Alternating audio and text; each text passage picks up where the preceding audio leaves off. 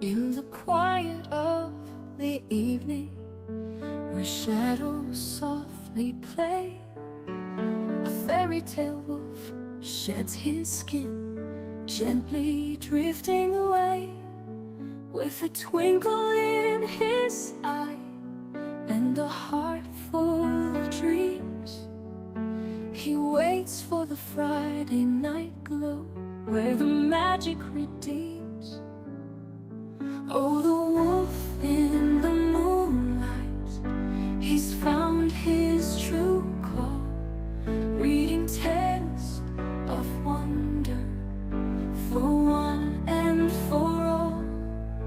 In a world of stars dancing, his spirit takes flight, with stories of beauty under the starlit night.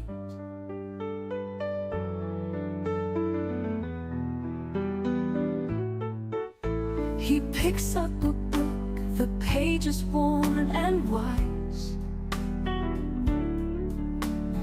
every line a whisper under the vast skies, from far off lands where the wild things roam, to enchanted forests where the heart finds home. Oh, the wolf in the moonlight, he's found his true call, reading tales of wonder for one and for all. In a world of stars dancing, his spirit takes flight, with stories of beauty under the starlit night. With every word he reads, he casts a spell of peace, transporting all who listen to a land where joy won't cease. For in these fairy tales, amidst the laughter and tears, the wolf finds his solace, he conquers his fears. As the night grows deeper, he serenades the moon with melodies that linger, a soft and soothing tune. In this sacred hour, where magic abounds, the fairy tale wolf writes love into sound. Oh, the wolf in the moonlight, he's found his true call, reading tales of wonder for one and for all. In a world of stars dancing, his spirit takes flight, with stories of beauty under the starlit night. Good evening, everyone. It looks like I forgot to turn the light on for the cat bed, but I wasn't thinking about it. There's only one cat on it right now anyway. So if you really want me to turn on the cat light, I can.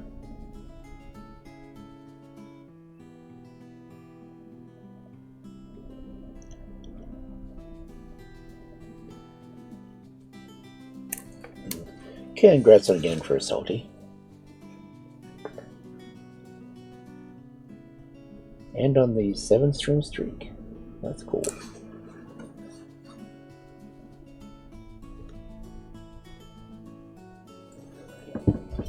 Let me get up and turn on that light.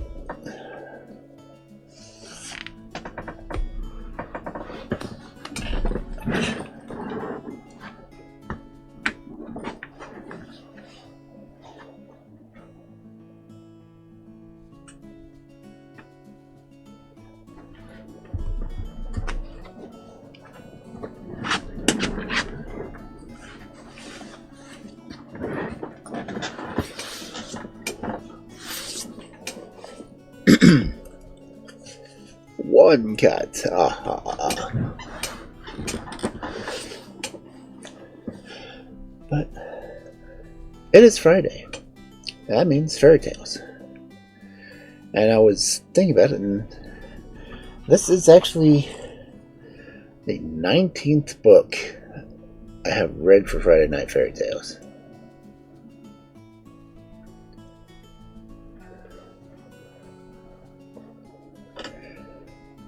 Which is, crazy. The first time I did Friday Night Fairy Tales was back in 2022. I think that's when I started doing Fairy Tales exclusively on Fridays.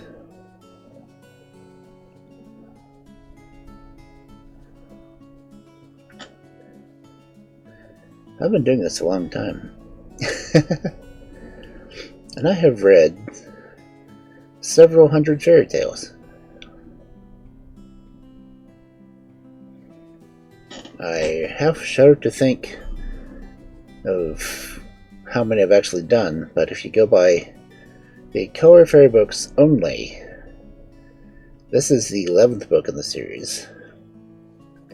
Each book has 35 to 40 stories in it. So just from the Andrew Lang books, that's over 400. And it's kind of weird. I can hear someone talking about the story. I don't know which one they're talking about. Because I do listen to my VODs. And a lot of these I just have by memory now.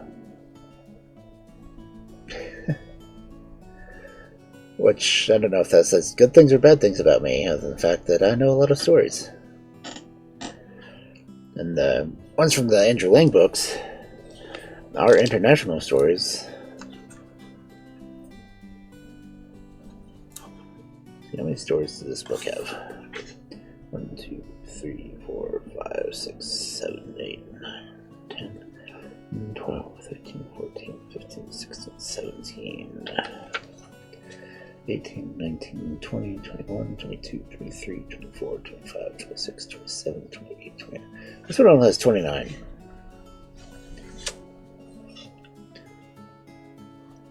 So not nearly as long as the Blue Fairy book.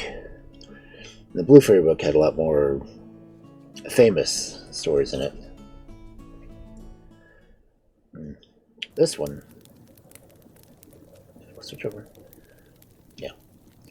This one was originally published in 1907. The edition I have is the 2021.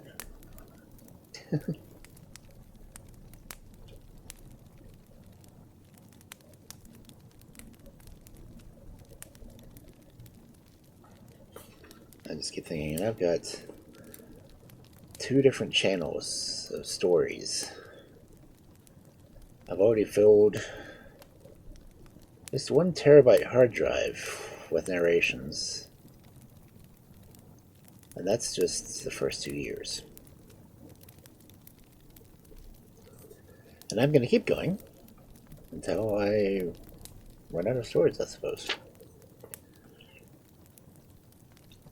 Which for me might be a very long time, because this is only 1 series of books that I have. I also have The Fairy House, which is 10, maybe another 12 books. But those will all go on my For the Cubs channel, because those were specifically censored by a mother to make them kid-friendly. And this series, Andrew Lang's wife, Nora, went through and edited stories to make them a little bit more interesting, as Andrew Lang says, for the white parents. But there is still a lot of language, which is why this is on my normal channel instead of my kids' channel.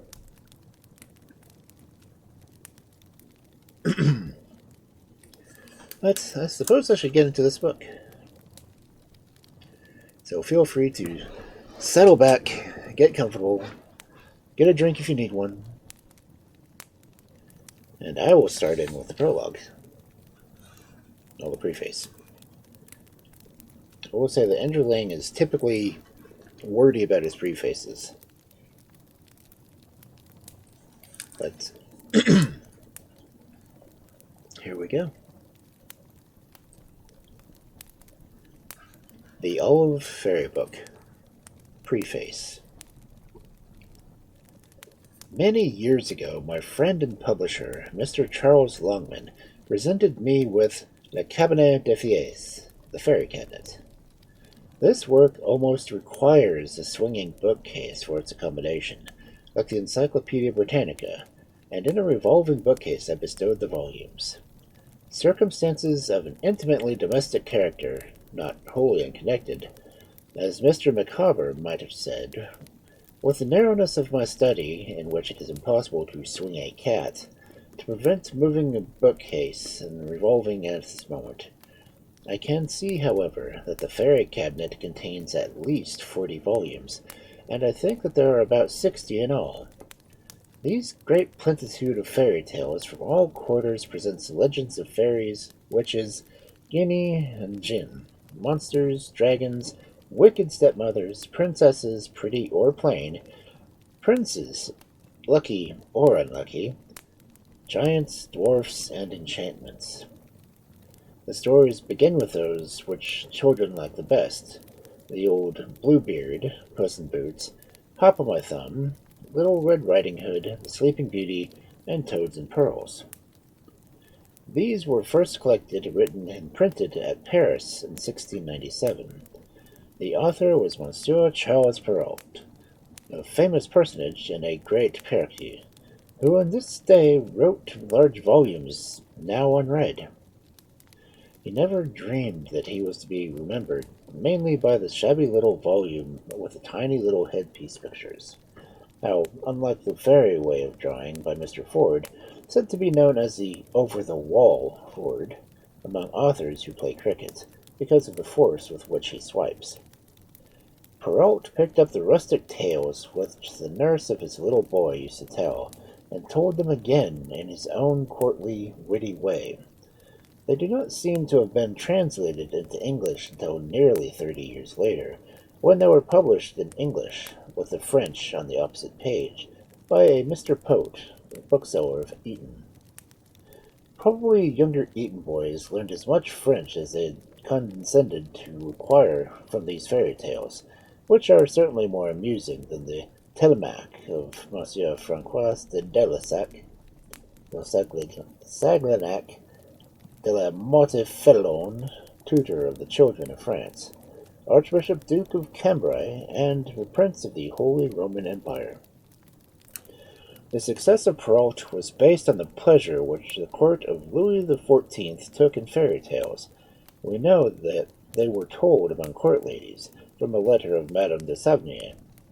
Naturally, Perrault had imitators, such as Madame Audley, a wandering lady with more wit than reputation. To her we owe Beauty and the Beast and the Yellow Dwarf. Anthony Hamilton tried his hand at the Ram, and a story too prolix and confused, best remembered for the remark, "Ram, my friend, begin at the beginning." Indeed, the narrative style of the Ram is lacking lucidity. Then came the Arabian Nights, translated by Monsieur Galland. Nobody has translated the Arabian Nights so well as Galland. His is the reverse of scientific rendering, but it is as pleasantly readable as the Iliad and the Odyssey would be if Andrew Demotte had kept his promise to translate Homer. Galland omitted the verses and a great number of passages which nobody would miss, though the anthropologist is supposed to find them valuable and instructive in later scientific translations which do not amuse. Later, Persian tales, tales of the sea, and original inventions, more or less on the fairy model, were composed by industrious men and women. They are far too long, see novels indeed, and would please no child or mature person of taste. All of these were collected in the vast fairy cabinet, published in 1786, just before the Revolution. Probably their best attempts to be simple charm to society, which was extremely artificial, talked about the simple life and the state of nature, and was on the eve of a revolution in which human's nature revealed her most primitive traits in orgies of blood. That was the end of the court and of the court fairy tales, and just when they were demolished, learned men like the Grimms and Sir Walter Scott began to take an interest in the popular tales of peasants and savages all over the world. All the world over, tales were found to be essentially the same things. Cinderella is everywhere. A whole book has been written by Cinderella by Miss Cox, and a very good book it is, but not interesting to children. From them, the best of the collections are fair and fairy tales are the German stories by the Grimms, the Tales from the North by Sir G. W. Dasent, which some foolish grown-ups denounced as improper, and Mrs. Frere's Indian Tales. There are hundreds of collections of savage and peasant fairy tales, but though many of these are most interesting, especially Bill Calloway's Zulu stories, with the Zulu versions, these do not come in the way of parents and uncles, and therefore do not come in the way of children. It is my wish that children should be allowed to choose their own books. Let their friends give them the money, and turn them loose in the bookshops. They know their own taste, and if children are born bookish, while their dear parents are the reverse, and this does occur, then the children make the better choice. They are unaffected in their selections. Some want Shakespeare of their own, but some prefer a volume entitled Buster Brown. A few, alas, how few, are fond of poetry, and still a smaller number are fond of history. We know that there are no fairies, but history stories are true, they say, the little innocents. I'm not sure that there are no fairies, but I am only too well aware that the best history stories are not true. What children do love is ghost stories. "Tell us a ghost story!" they cry, and I am able to meet the demand, with which I am in sincere sympathy. Only strong control prevents me from telling the last true ghost story which I heard yesterday. It would suit children excellently well. The Gray Ghost Storybook would be my favorite. At a very early age, I read a number of advertisements of books, and wept because I could not buy dozens of them. And somebody gave me a book on botany. It looked all right, nicely bound in green cloth, but within it was full of all manner of tediousness. In our fairy cabinet, which cannot extend to 60 volumes, we have aimed at pleasing children, not grown-ups, at whom the old French writers directed their romances, but have hunted for fairy tales in all quarters, not in Europe alone. In this volume we open, thanks to Dr. Ignace Cunios, with a story from the Turks. Little King Loc is an original version of an M. Anatole from France, which he very kindly permitted Mrs. Lang to adapt from L'Avelle. Major Campbell, as previously, tells tales which he collected among the natives of India, but the sources are usually named at the end of each story, and when they are not named, children will not miss them. Mrs. Lang, except in cases mentioned, has translated and adapted to the conditions of young readers the bulk of the collection, and Mrs. Savangard Penderson has done The Green Knight from the Danish. I must especially thank Monsieur Mackler for permitting us to use some of his Contes Armenius, Paris, Ernest Leroux, editor. Welcome in, Guilty. Congrats on getting second.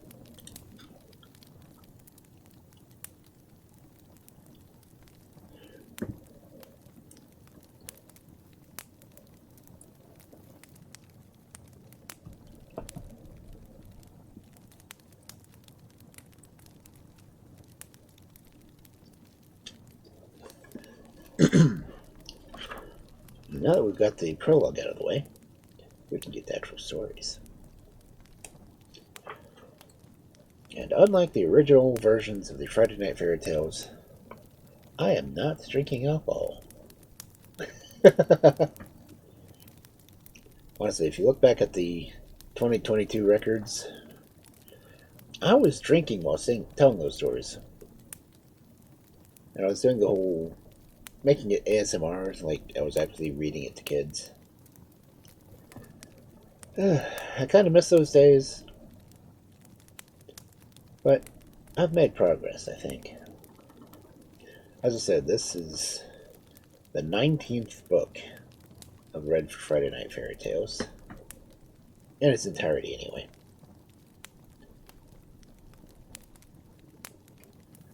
So think about that. If I did even just 20 to 30 stories per book, fairy tales alone, I've read several hundred.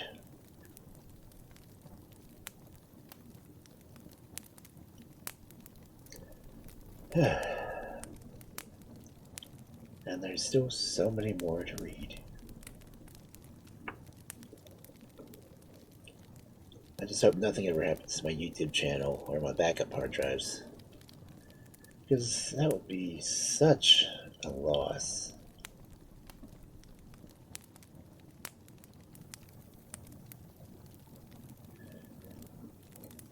Again, this is like my second hard drive of stories I'm doing right now. But anyway, enough of my reminiscing and rambling. We've got 40 minutes before the ads. So we will get started with the first story for this fabulous Friday night of fairy tales. I forgot to turn on my fairy light. Don't want to piss them off, as I have enough computer problems without them. So this one is from the Turkish Volksmärchen aus Istanbul. So if you can't tell, that means it's a Turkish tale from Istanbul. Or Constantinople. No, it's Istanbul. No, Constantinople. Anyway. The story is Madschun.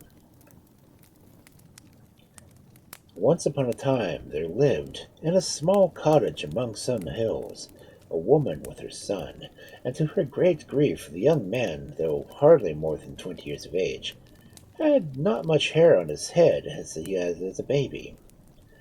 But, old as he looked, the youth was very idle. Whatever trade his mother put him to, he refused to work. In a few days he always came home again.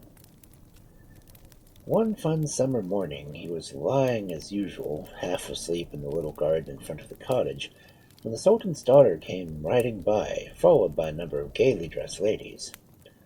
The youth lazily raised himself on his elbow to look at her, and that one glance changed her whole nature. Changed his whole nature. I will marry her and nobody else, he thought, and jumping up he went to find his mother. You must go at once to the Sultan and tell him that I want to marry his daughter for my wife, he said. What? Shouted the old woman, shrinking back into a corner, for nothing but sudden madness would explain such an amazing errand. Don't you understand? You must go at once to the Sultan and tell him that I want his daughter for my wife, repeated the youth impatiently. But, do you know what you are saying? Stammered his mother. You learn no trade, and you have only 5 pieces left to you by your father, and can you really expect that the Sultan would give you his daughter to a penniless, bold pate like you? That is my affair. Do as I bid you.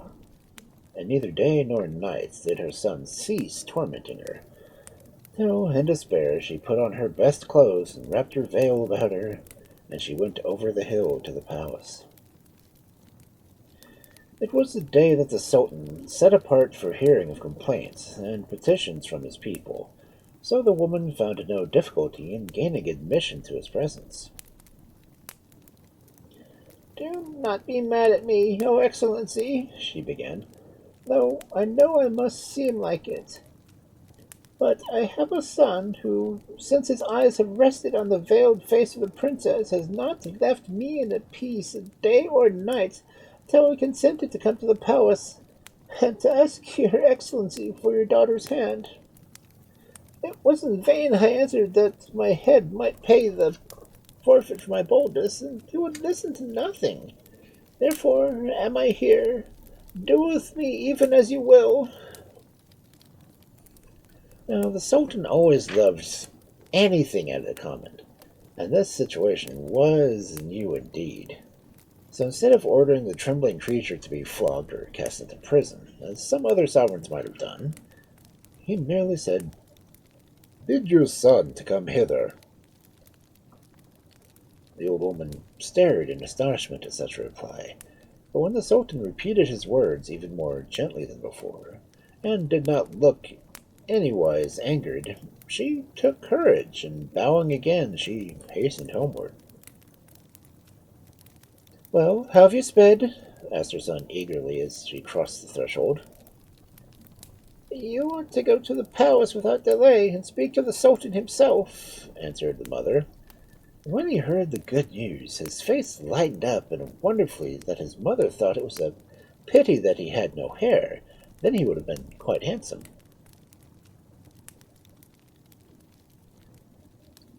"And the lightning will fly not more swiftly," cried he. In another instant he was out of her sight.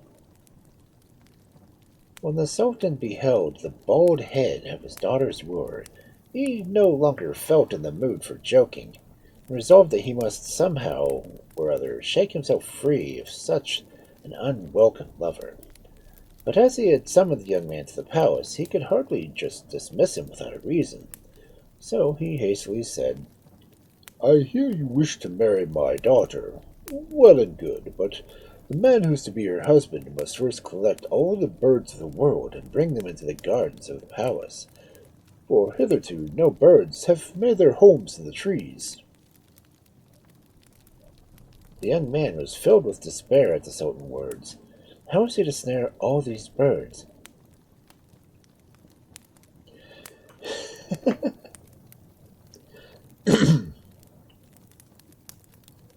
How was he to snare all these birds? And even if he did succeed in catching them, it would take years to carry them all to the palace. So he was too proud to let the Sultan think that he had given up the princess without a struggle. So he took a road that led past the palace and walked on, not noticing whither he went. In this manner a week slipped by, and at length he found himself crossing a desert with great rocks scattered here and there. In the shadow cast by one of these was seated a holy man, or a dervish, and he was called, who motioned to the youth to sit beside him. "Something is troubling you, my son," said the holy man. "Tell me what it is, and I may be able to help you." "Oh, my father," answered the youth, "I wish to marry the princess of my own country, but the Sultan refuses to give her me unless I can collect all the birds of the world and bring them into the garden. And how can I, or any man, be able to do that?" "Do not despair," replied the dervish. "It is not so difficult as it sounds. 2 days' journey from here, in the path of the setting sun, there stands a cypress tree, larger than any other cypress that grows upon the earth. Sit down where the shadow is darkest, close to the trunk, and keep very still. By and by you will hear a mighty rushing of wings, and all the birds in the world will come and nestle in the branches. Be careful not to make a sound till everything is quiet again, and then say, 'Madschun!' The birds will be forced to remain where they are. Not one can move from its perch, and you will be able to place them all over your arms and legs and body, and in this way you must carry them back to the Sultan." With a glad heart the young man thanked the dervish, and paid such close heed to his directions that, a few days later, a strange figure covered with soft feathers walked into the presence of the Sultan. The princess's father was filled with surprise, for he never had seen such a sight before. Oh, how lovely were those little bodies, and bright, frightened eyes! Soon a gentle stirring was heard, and what a multitude of wings unfolded themselves!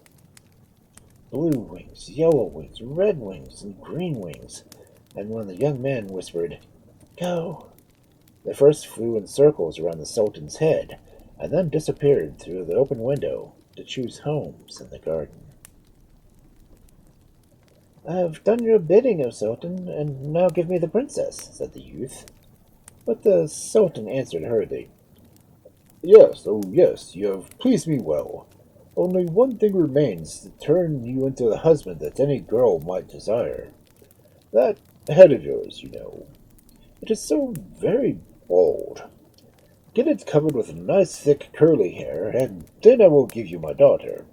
You are so clever that I am sure that this will give you no trouble at all." Silently the young man listened to the Sultan's words, and silently he sat at his mother's kitchen for many days to come. Oh, one morning the news reached him that the Sultan had betrothed his daughter to the son of a wazir, and that the wedding was to be celebrated without delay at the palace. With that he rose in wrath, and made his way quickly and secretly to the side door, used only by the workmen who kept the building in repair, unseen by anyone, and made his way into the mosque. And then he entered the palace by a gallery which opened straight into the great hall. Here the bride and bridegroom and 2 or 3 friends were assembled, waiting for the appearance of the Sultan to contracts and signed. "Madschun," whispered the youth from above, and instantly everyone remained rooted to the ground, and some messengers whom the Sultan had sent to see that they were all ready shared the same fate. At length, angry and impatient, the Sultan went down to behold with his own eyes what had happened, but as nobody could give him any explanation, he bade one of the attendants to fetch a magician who dwelt near the city gates to remove the spell which had been cast by some evil genius. "It is your own fault," said the magician when he had heard the Sultan's story. "If you had not broken your promise to the young man, your daughter would have not had this ill befall her. Now there is only one remedy, and the bridegroom you have chosen must yield his place to the bald-headed youth." Sore though he was in his heart, the Sultan knew that the magician was wiser than he, and dispatched his most trusted servants to seek out the young man without a moment's delay, and bring him to the palace. The youth, in the meantime, had been hiding behind a pillar, and smiled to himself when he heard those words, and hastening home, he said to his mother, "If messengers from the Sultan should come here and ask for me, be sure you answer that it is a long while since I went away, and that you cannot tell where I may be, but that if they will give you enough money for your journey, as you are so very poor, you will do your best to find me." Then he hid himself in the loft above, so that he could listen to all that passed. The next minute someone knocked loudly at the door, and the old woman jumped up and opened it. "Is your bald-headed son here?" asked the man outside. "If so, let him come with me, as the Sultan wishes to speak to him directly." "Alas, sir," replied the woman, putting a corner of her veil over her eyes, "he left me long since, and since that day no news of him has reached me." "Oh, good lady, can you not guess where he may be? The Sultan intends to bestow on him the hand of his daughter, and he is certain to give a large reward to the man who brings him back." "He never told me whither he was going," answered the crone, shaking her head. "But it is a great honor that the Sultan does him, and well worth some trouble. There are some places where perhaps he may be found, but they are known only to me, and I am a poor woman and have no money for the journey." "Oh, that will not stand in the way," cried the man. "In his purse there are 1,000 gold pieces. Spend them freely. Tell me where I can find him, and you shall have many more." "Very well," said she. It is a bargain, and now farewell, for I must make some preparations. But in a few days at furthest you shall hear from me. For nearly a week, both the old woman and her son were careful not to leave the house till it was dark, lest they should be seen by any of the neighbors. And as they did not even kindle a fire or lantern, everyone supposed that the cottage was deserted. At length, one fine morning, the young man got up early and dressed himself, put on his best turban, and after a hasty breakfast took the road to the palace. The huge negro before the door evidently expected him, for without a word he let him pass, and another attendant who was waiting inside conducted him straight to the presence of the Sultan, who welcomed him gladly. "Ah, my son, where have you hidden yourself all this time?" he said, and the bald-headed man answered, "Oh, Sultan, fairly I won your daughter, and you broke your word, and would not give it to me. Then my home grew hateful to me, and I set out to wander through the world. But now that you have repented your ill faith, I have come to claim the wife who is right in mine. Before you bid your wazir prepare the contract." So a fresh contract was prepared, and at the wish of the new bridegroom was signed by the Sultan and the wazir of the chamber when they met. After this was done, the youth begged the Sultan to lead him to the princess, and together they entered the big hall where everyone was standing exactly where they were when the young man had uttered the fatal word. "And remove the spell?" asked the Sultan anxiously. "I think so," replied the young man, who, to say the truth, was a little anxious himself. And stepping forward, he cried, "Let the victims of Madschun be free!" No sooner were the words uttered than the statues returned to life. The bride placed her hand joyfully on that of her new bridegroom. As for the old one, he vanished completely, and no one knew what became of him.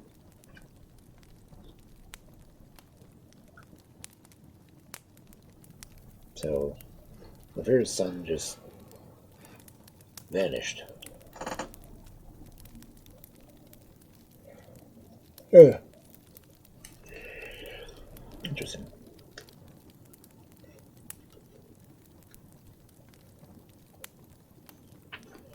Okay, this one actually says it is adapted and shortened from Le Cabinet de Fies. This story, The Blue Parrot. In a part of Arabia where groves of palms and sweet-scented flowers give the traveler rest after toilsome journeys under the burning skies, there reigned a young king whose name was Lino. He had grown up under the wise rule of his father, who had lately died, and though he was only 19, he did not believe, like many young men, that he must change all the laws in order to show how clever he was, but was content with the old ways which had made the people happy and the country prosperous. There was only one fault that his subjects had to find in him, and that was that he did not seem to be in any hurry to get married, in spite of the prayers that they frequently offered him. The neighboring kingdom was governed by the Swan Fairy, who had only a daughter, Princess Hermosa, who was as charming in her way as Lino was in his. The Swan Fairy always had an ambassador at the young king's court, and hearing the grumbles of the citizens that Lino showed no signs of taking a wife, the good man resolved that he would try his hand at matchmaking.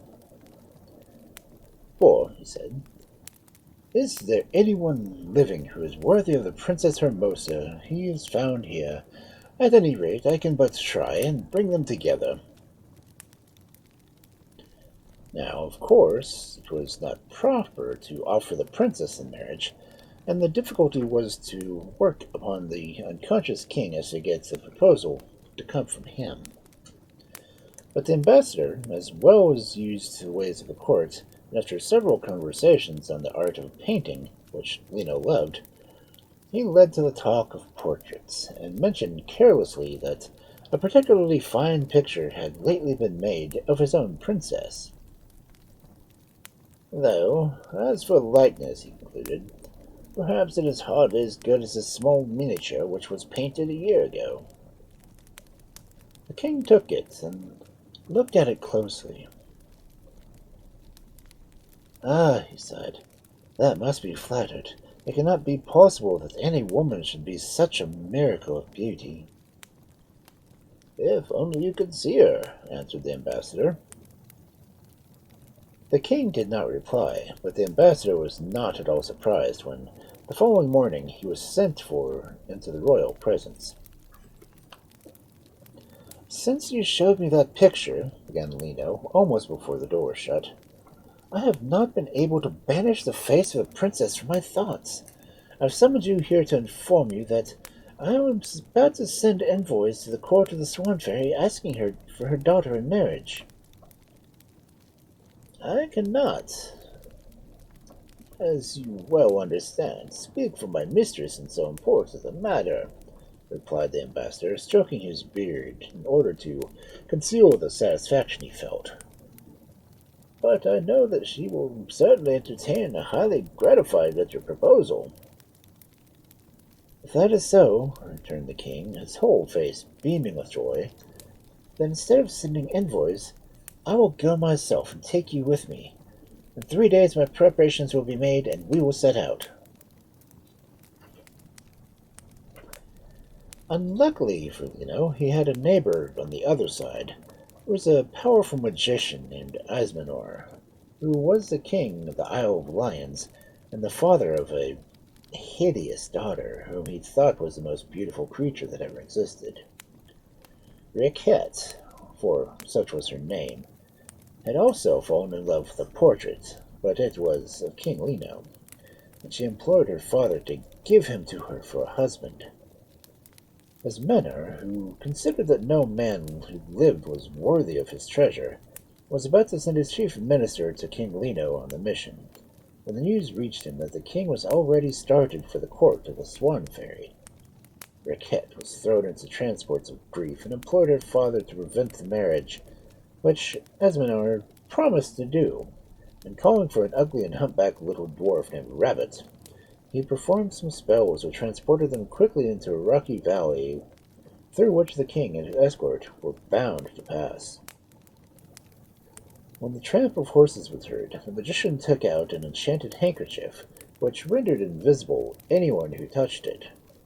Giving one end to Rabbit and holding the other himself, they walked unseen among the horsemen, but not a trace of Lino was to be found. And this was natural enough because the king, tired out with the excitement and fatigue of the last few days, had bidden the heavy coaches laden with presents for the princess to go forward, while he rested under the palms with a few friends. Here, as Menor beheld them, all sound asleep, and carrying a spell which prevented their waking till he wished them to do so, he stripped the king of all his clothes and dressed him in those of Rabbit, whom he touched with his ring, saying, "Take the shape of Lino until you have wedded the daughter of the Swan Fairy." And so great was this magician's power that Rabbit positively believed himself to really be the king. When the groom had mounted Lino's horse and had ridden out to the sights, Asmanor roused the king, who stared with astonishment at the dirty garments in which he was dressed. But before he had time to look about him, the magician caught him up in a cloud and carried him off to his daughter. Meantime, Rabbit had come up to the others, who never guessed for a moment that it was not their own master. "I'm hungry," he said. "Give me something to eat at once." "May it please your majesty," answered the steward, "the tents are not even set up, and it will be at least an hour before your supper is served. Well thought—" "Who taught you to think?" interrupted the false king rudely. "You are nothing but a fool. Give me some horse's flesh directly. It is the best meat in the world." The steward could hardly believe his ears.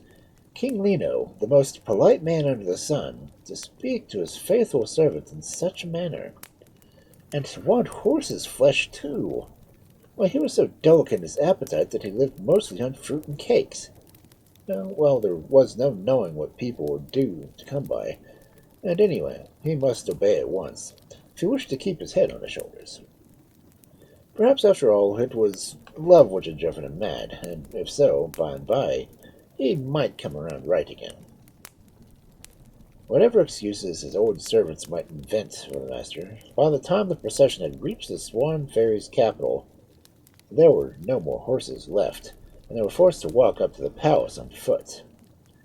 Hiding their surprise as best they could, they begged the king to follow them, and dismounted from their own horses, as he, they supposed, preferred to walk. They soon perceived the Swan Fairy and her daughter awaiting them on a low balcony, under which the king stopped. "Madam," he said, "you may be surprised that I have come to ask your daughter's hand in ceremoniousness fashion, but the journey is long, and I was hungry and ate my horse, which is the best meat in the world, and I forced my courtiers to eat theirs too. But for all that, I am a great king, and wish to be your son-in-law. And now that is settled, where is Hermosa?" "Sire," answered the queen, not a little amazed by the king's manner, which was so different from anything she had been led to expect. "You possess my daughter's portrait, and it can have made but little impression on you if you don't recognize her at once." "I don't remember any portraits," replied Rabbit, "but perhaps it may be in my pocket after all." And he searched everywhere, while the ladies-in-waiting looked on in astonishment, but of course found nothing. When he had finished, he turned to the princess, who stood there blushing and angry, and said, "If it is you whom I come to marry, I think you are very beautiful, and I am sure that even if I had seen your portrait, I should have remembered it. Let us have the wedding as soon as possible, and meantime I should like to go to sleep, for your country is very different from mine, and I assure you that after walking over stones and sand for days and days, one needs a little rest." And without waiting for a reply, he bade one of his pages to conduct him to his room, where he was soon snoring so loud that he could be heard at the other end of town. As soon as he was out of the sight, the poor princess flung herself into her mother's arms and burst into tears. For 15 days she had had King Lindo's portrait constantly before her, while the letter from their own ambassador speaking of the young man's grace and charm had never left her pocket. True, the portrait was faithful enough, but how could that fair outside contain so rough and rude a soul? Yet this she might have even forgotten had the king shown any signs of love or admiration to which she had been so long accustomed. As for her mother, the poor Swan Fairy was so bewildered at the extraordinary manners of the new son-in-law that she was almost speechless. Matters were in this state when King Lino's chamberlain begged for a private audience with Her Majesty, and no sooner were they alone than he told her that he feared that his master had suddenly gone mad, or had fallen under the spell of some magician. "I have been lost in astonishment before," he said, "but now that he has failed to recognize the princess, and no longer possesses her portrait, which he never would part for a single instant, my amazement knows no bounds. Perhaps, madam, your fairy gifts may be able to discover the reason for this change in one whose courtesy was the talk of the kingdom." And with a low bow, he took his departure. The queen stood where the chamberlain left her, thinking deeply. Suddenly her face cleared, and going to an old chest which she kept in a secret room, she drew from it a small mirror. On this mirror she could see faithfully reflected whatever she wished, and at this moment she desired above all things to behold King Lino as he really was. The chamberlain was right. It was not he who was lying on the bed snoring till the whole palace shook beneath him. No, this was her real son-in-law, a man dressed in dirty clothes and imprisoned in one of Ismore's strongest towers, kissing the portrait of Hermosa, which had escaped the wizard's notice, owing to the young man having worn it, for better concealment, having tied amongst his hair. Calling hastily to her daughter, she bade her look also, and Hermosa had the pleasure of gazing on Lino, who was behaving exactly as she could have wished. The mirror was still in her hand when the door of the prison opened, and there entered the hideous Riquette, who, from her upraised eyes, seemed to be begging for Lino some favor that he refused to grant. Of course, Hermosa and her mother could not hear the words, but from Riquette's angry face as she left the room, it was not difficult to guess what had happened. But the mirror had more to tell, for it appeared that in fury of her rejections by the king, Riquette had ordered 4 strong men to scourge him until he fainted, which was done in the sight of Hermosa, who in horror dropped the mirror and would have fallen had she not been caught by her mother. "Control yourself, my child," she said. "We need not all of our wits if we are going to rescue the king from the power of those wicked people. At first, it's necessary to know who that man is that has taken the name and his real face." Then, picking up the mirror, she wished to have the sight to behold the false lover, and she gave back the vision of a dirty, greasy groom lying, dressed as he was, on her bed of state. "So this is a trick Ismenor hoped to play on us. Well, we have our revenge, whatever it will cost us to get it. Only we must be careful not to let him guess that he has deceived us, for his use of magic is greater than mine, and I shall have to be very patient. To begin with, I must leave you, and if the false king wakes and asks where I am, then answer I have gone to settle some affairs on the border of my kingdom. Meanwhile, be sure to treat him most politely and arrange fetes to amuse him. If he shows any sign of being suspicious, you can even give him to understand that on your marriage I intend to give up the crown to your husband. And now, farewell." So saying, the Swan Fairy waved her hand, and a cloud came down and concealed her, and nobody imagined that the beautiful white cloud that was blown so rapidly across the sky was actually the chariot that was carrying the Swan Fairy to the Tower of Esmenor. Now the tower was situated in the midst of a forest, and the queen thought that under cover of the dark trees it would be quite easy for her to drop to earth unseen. But the tower was so thoroughly enchanted that the more she tried to reach the ground, the tighter something tried to hold her back. At length, by putting forth all the power she possessed, she managed to descend to the foot of the tower, and there, weak and faint as she was with her excursions, she lost no time in working her spells, and found that she could only overcome Esmenor by means of a stone from the ring of Gygas. But how was she to get this ring? For the magic book told her that Esmenor guarded it night and day among his most precious treasures.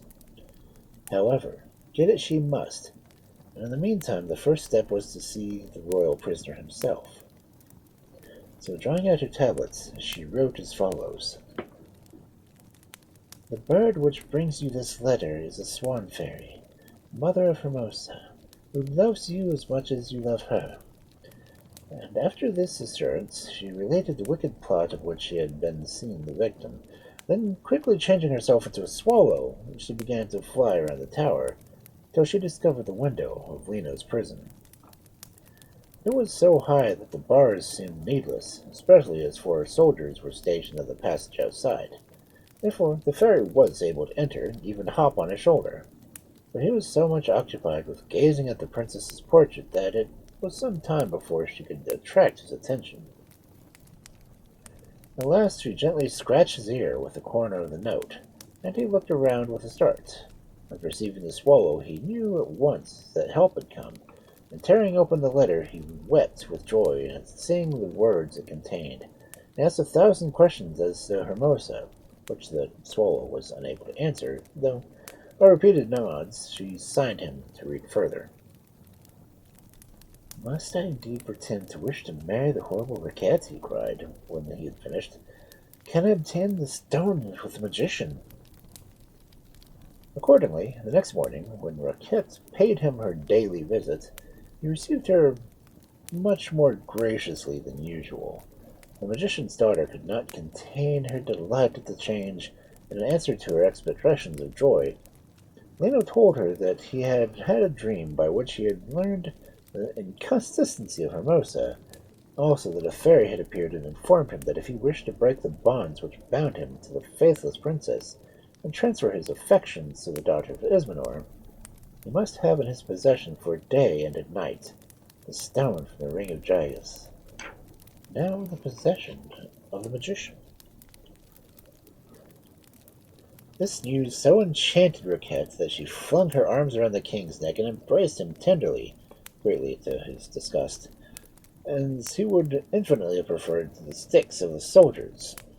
However, there was no help for it, and he did his best to seem pleased, till Raquette relieved him by announcing that she must lose no time in asking her father and obtaining from him this precious stone. His daughter's request came at a great surprise to Esmenor, whose suspicions were instantly excited. But think as he would, he could not see by any means that the king, so closely guarded, might have held communication with the Swan Fairy. Still, he would do nothing hastily, and hiding his dismay, he told Raquette that his wish was only to make her happy, and that as she wished so much for the stone, he would fetch it for her. Then he went to the closet where all his spells were worked, and in a short time he discovered that his enemy the Swan Fairy was at that moment inside his palace. "So that is it," he said, smiling grimly. "We shall see who's well, well, she shall have the stone by all means, but a stone that will turn everyone who touches it into marble." And placing a small ruby in a box, he returned to his daughter. "Here's a talisman which will gain you the love of King Lino," he said. "But be sure you give it to him in the box unopened, or else the stone will lose all its virtue." With a cry of joy, Raquette snatched the box from his hands and ran off to the prison, followed by her father, who, holding tightly into the enchanted handkerchief, was able, unseen, to watch the working of the spell. As he expected, at the foot of the tower stood the Swan Fairy, who had had the impudence to appear in her natural shape, waiting for the stone which the prince was to throw to her. Eagerly she caught the box as it fell from the prince's hand. No sooner had her fingers touched the ruby than a curious hardening came over her, and her limbs stiffened, and her tongue could hardly utter the words, "We are betrayed." "Yes, you are betrayed," cried Esmenor in a terrible voice. "And you," he continued, dragging the king to the window, "you shall turn into a parrot, and a parrot you will remain until you can persuade Hermosa to crush in your hand." He had hardly finished before a blue parrot flew out of the forest, and the magician, mounting his winged chariot, set off for the Isle of Swans, where he changed everyone into statues, exactly in the positions in which he found them, not even excepting Rabbit himself. Only Hermosa was spared, and her he ordered to get into the chariot beside him. In a few minutes he had reached the Forest of Wonders, when the magician got down and dragged the unhappy princess after him. "I have changed your mother into a stone, and your lover into a parrot," he said. "And you are to become a tree, and a tree you will remain until you have crushed the head of the person you love best in the world. But I will leave you your mind and memory, that your tortures may be increased 1,000-fold."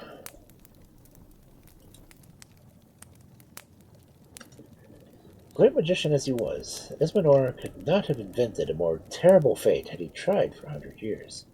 The hours passed wearily by for the poor princess, who longed for a woodcutter's axe to put an end to her misery.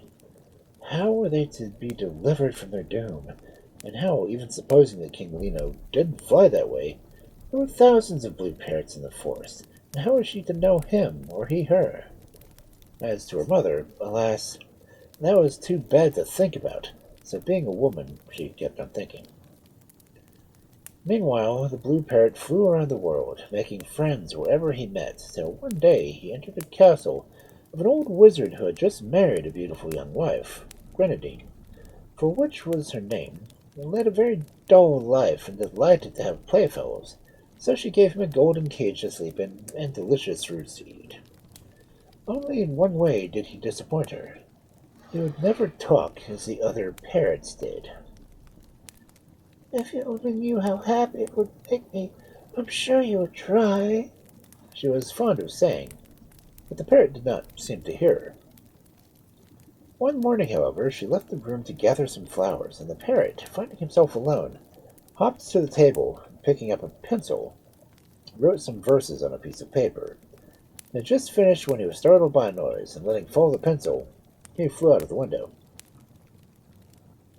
Now, hardly had he dropped the pencil when the wizard lifted the corner of the curtain which hung in the doorway, and advanced into the room. Seeing the paper on the table, he picked it up, and was his great surprise as he read. "Fair princess, to win your grace I will hold discourse with you. Silence so, where more than a place in chattering like a cockatoo." "I half expected it was enchanted," murmured the wizard to himself, and he fetched his books and searched them, and found that instead of being a parrot, the bird was really a king who had fallen under the wrath of a magician, and the magician whom the wizard hated most in the world. Eagerly he read on, seeking some means of breaking the enchantment, and at last, to his great joy, discovered the remedy. Then he hurried to his wife, who was lying on some cushions under the tree on which the parrot had perched, and informed her that her favorite was really the king of a great country, and that if she would whistle for the bird, they would all go together to a certain spot in the Forest of Miracles, where will restore him to his own shape. Only you must not be afraid to cry out, whatever I do," he added, "or everything will be spoilt." The wizard's wife jumped up in an instant, and so delighted she was, and began to whistle along that the parrot loved. But as he did not wish to be known that he had been listening, then the conversation waited till she had turned her back, when he flew down the tree and alighted on her shoulder.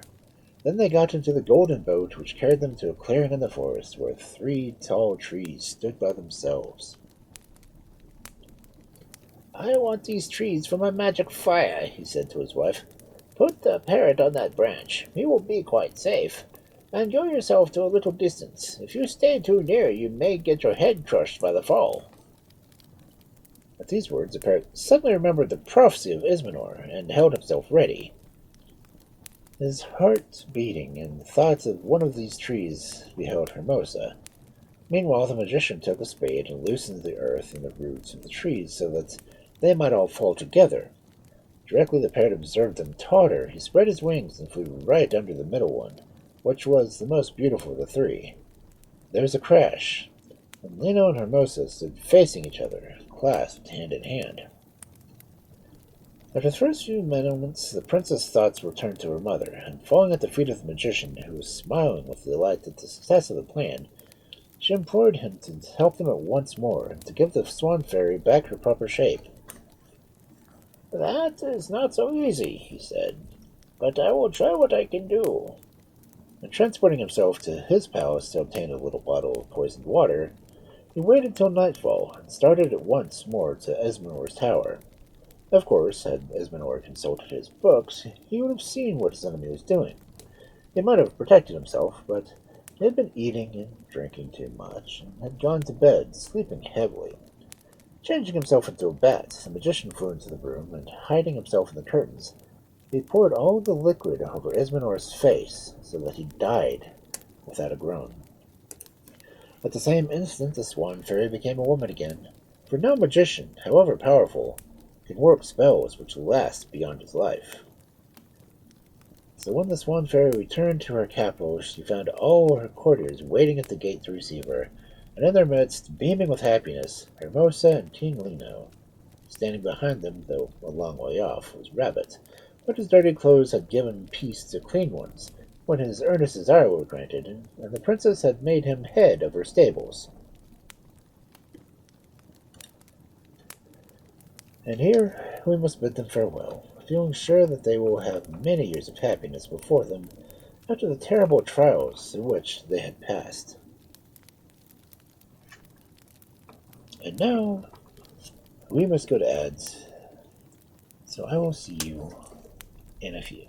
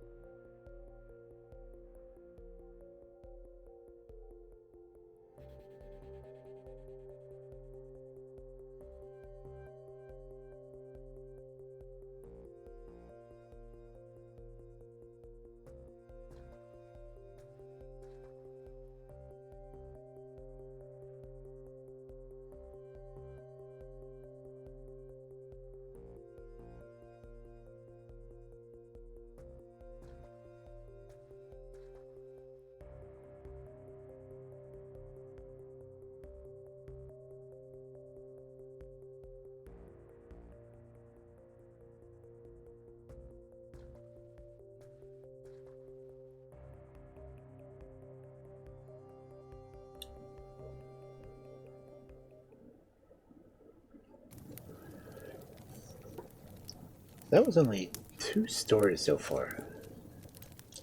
And 2 stories took 40 minutes, give or take.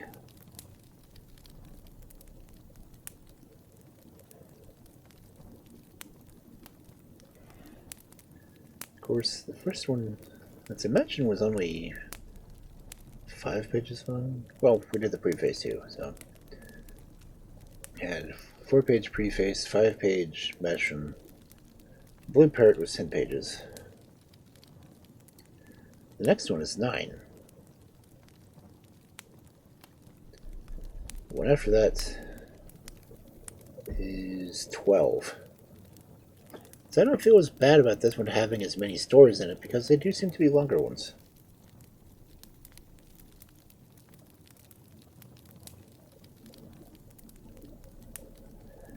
The next one has a very familiar title.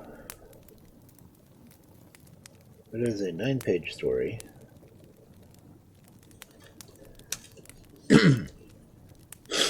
Which, as I kind of mentioned at the beginning of the stream, I've read a lot of fairy tales. So it's very likely I may read one story more than once. Well, I know I have, because I think I've read at least 3 different versions of Little Red Riding Hood. Well, that's just who I am. But anyway, next story is from Neuschlandschen Volksmärchen.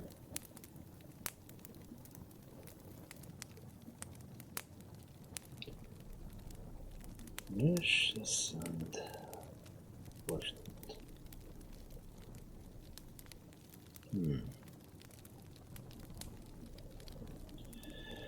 My brain is not translating the German. My brain is doing good to pronounce the German. Anyway, our next story for this fabulous Friday night of fairy tales. Geirlaug, the king's daughter.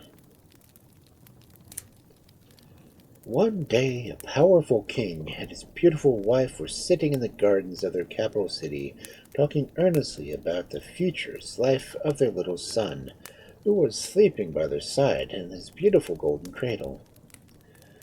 They had been married for many years without children, so when this baby came, they thought themselves to be the happiest couple in the world. He was a fine, sturdy little boy who loved to kick and to strike out with his fists. But even if he had been weak and small, they would have still thought him the most wonderful creature upon the earth, and were so absorbed they were making plans for him that they never noticed a huge dark shadow creeping up, with a horrible head and gleaming teeth stretching over them. And in an instant, their beloved baby was snatched away. For a while, the king and queen remained where they were, speechless with horror.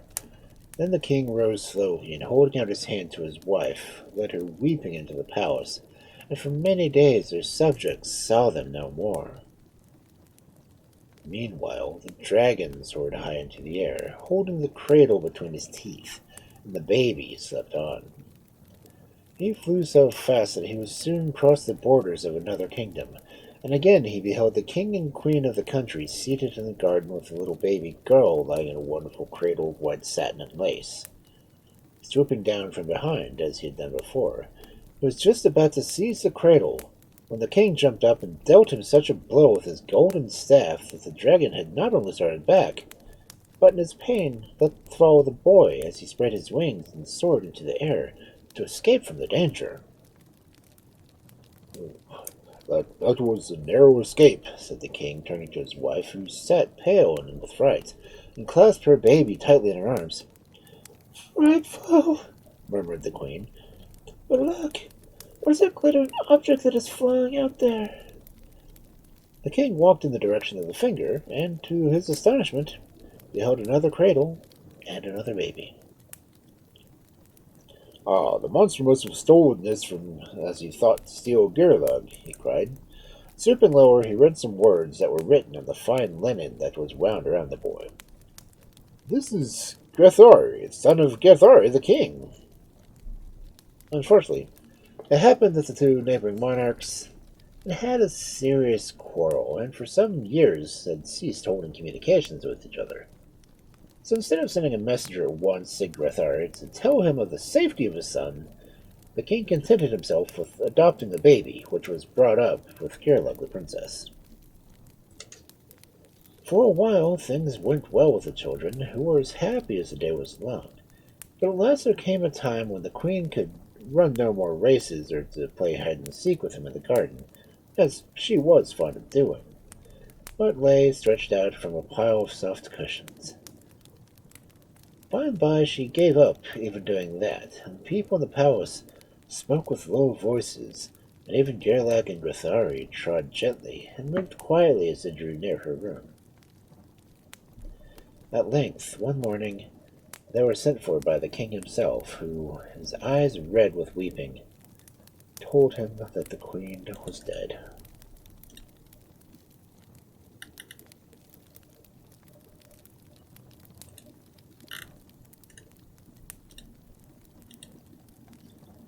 Great was the sorrow of the two children, for they had loved the queen very dearly, and life seemed dull without her. But the lady-in-waiting who took care of them in the tower, which had been built for them while they were still babies, was kind and good, and when the king was busy or away in other parts of the kingdom, she made them quite happy, and saw that they were taught everything that a prince and princess ought to know.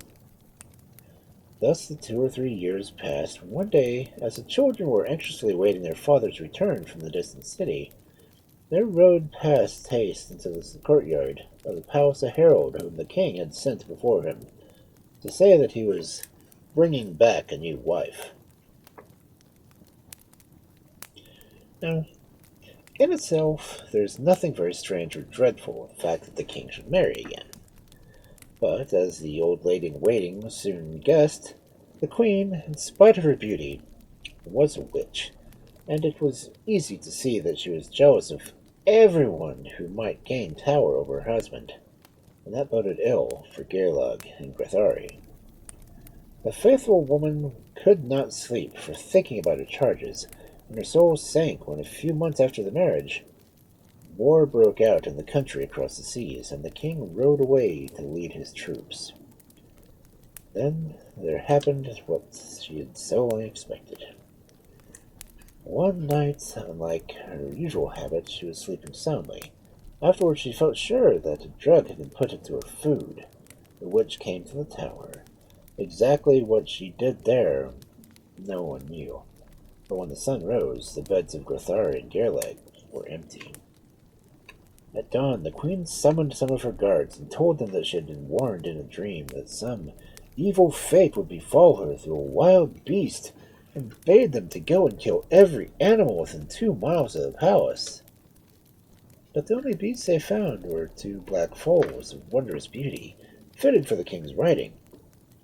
It seemed a pity to kill them, for what harm could 2 little foals do anyone? So they let them run away, frisking over the plain and returning to the palace. "Did you see nothing? Really nothing?" Asked the queen when they had again appeared before her. Nothing, your majesty," she replied. But the queen did not believe them, and when they were gone she gave orders to her steward that a supply of guards should be plied with strong drink so that their tongues would be loosened, and further that he was to give heed to their babble and report to her whatever they might let fall. "Your Majesty's commands have been obeyed," said the steward, when late in the evening he begged admittance to the royal apartments. "But after all, the men have told you the truth. I listened to their talk from the beginning to end, and nothing did they see save for 2 black foals." He might have added more, but the look of the queen's blazing eyes terrified him, and bowing hastily, he backed out of her presence. In a week's time the king came home, and right glad were all the courtiers to see him. "Now perhaps you will find someone else to scream at," whispered they among themselves. She was the queen, who had vented her rage on her attendants during these days, and though what happened to make her so angry, nobody knew. But whatever might be the meaning of this, things were sure to improve when the king were there to rule the palace instead of his wife.